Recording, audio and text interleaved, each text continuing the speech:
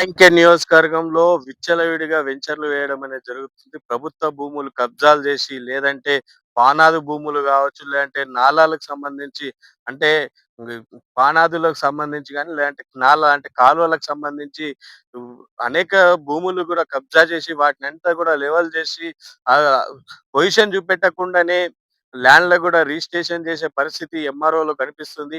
ఒక ఎంఆర్ఓ ఒక పేదోడు పోయి ప్రభుత్వ భూమి, నా భూమి నేను నా కొడుకుకో, బిడ్డకో ఇంకెవరికో రిజిస్ట్రేషన్ చేస్తే అనేక హద్దులు అవన్నీ కూడా అడుగుతుర్రు. మరి ఈ ఫార్మ్ ల్యాండ్‌ల వాళ్ళందరికీ కూడా మీరు ఏ హద్దులు చూసి రిజిస్ట్రేషన్ చేస్తుర్రని చెప్పేసి అడగాల్సిన పరిస్థితి ఉంది. ఎంఆర్ఓలందరూ కూడా విజ్ఞప్తి చేసేదేందంటే, మీరు చేసే రిజిస్ట్రేషన్ వాటిపైన కూడా విచారణ చేపట్టాలి. నారాయణఖేడ్ నియోజకవర్గంలో ఫార్మ్ ల్యాండ్‌లు విచ్చలవిడిగా వెళ్ళడంతో విచ్చలవిడిగా అవినీతి కూడా జరుగుతుందని చెప్పేసి చెప్పాల్సిన పరిస్థితి ఉంది.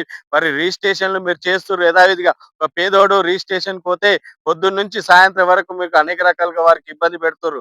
పొజిషన్ లేదని, లేదంటే పక్కన హద్దులు రాయాలని చెప్పి చెప్తుర్రు. మరి వీళ్ళందరూ కాకుండా మీరిప్పుడు హద్దులు లేకుండా ఎలా రిజిస్ట్రేషన్ చేస్తుర్రని చెప్పేసి అడగాల్సిన పరిస్థితి ఉంది. మీరు వెంటనే హద్దులు చూసిన తర్వాతనే వీళ్ళందరూ కూడా రిజిస్ట్రేషన్ చేసే విధంగా చర్యలు చేపట్టాలని విజ్ఞప్తి చేస్తున్నాం.